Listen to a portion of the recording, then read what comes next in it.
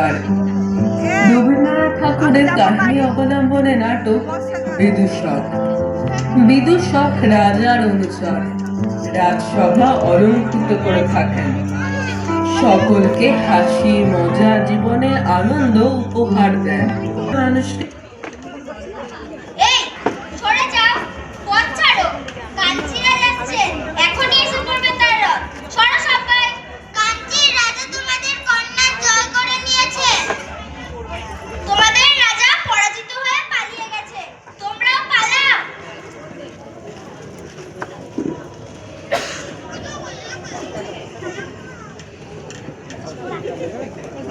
মড়াগুলো সব রাস্তা জুড়ে ছড়িয়ে রয়েছে।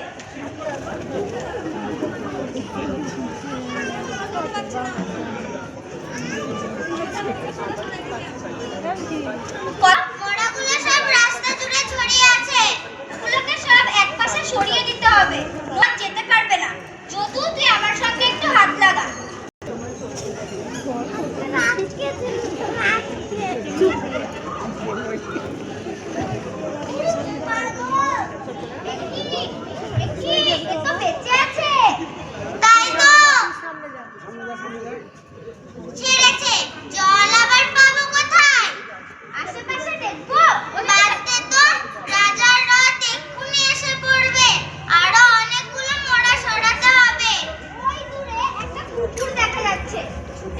মানুষকে পীড়ন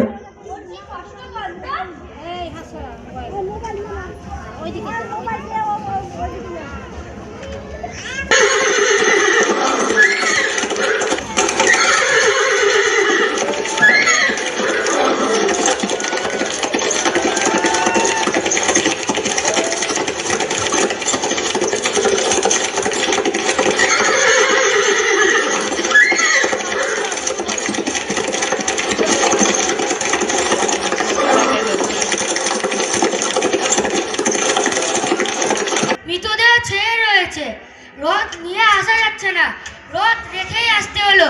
এই, তোমরা কি করছো? পথের মাঝখানে ও কে?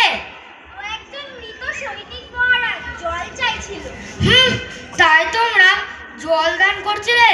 ওরা কর্ণাটের সৈন্য, আমাদের শত্রু। ফেলে দাও জল। একটু জলই তো মহারাজ। ও আছে আছে বেশ কিছু মহারাজ, মাঝে মাঝে তাদের চিৎকারের শব্দ শুনতে পাওয়া যাচ্ছে। এদের সকলকে নিয়ে চলো, রথটা পেছনে রেখে এসেছি। সে কি বলেশ্বরী দেবীর বিখ্যাত মন্দির, জানো না? এই তো কাছে, চলো গিয়ে পুজো দিয়ে আসি। শুনেছি বলেশ্বরী দেবীর কাছে বলি দিয়ে পুজো দিলে সারা পৃথিবীর রাজা হওয়া যায়। কর্ণাটের রাজা কখন যে পালিয়ে গেল ধরতে পারলাম না, নাইলে বেশ রাজাকে বলি দেওয়া যেত। হ্যাঁ মহারাজ, সেটা অনেক ভালো হতো এদের বলি দেওয়ার থেকে। তুমি কি বলি দিতে পারো বিদূষক? না মহারাজ, আমি সামান্য একটা শশাও কাটতে পারি না, আর খাড়া হাতে নিলে আমার হাত কাঁপতে থাকে। যাক, ওই কাজটা সেনাপতিই করতে পারবে। চলো বিদূষক মন্দিরের দিকে।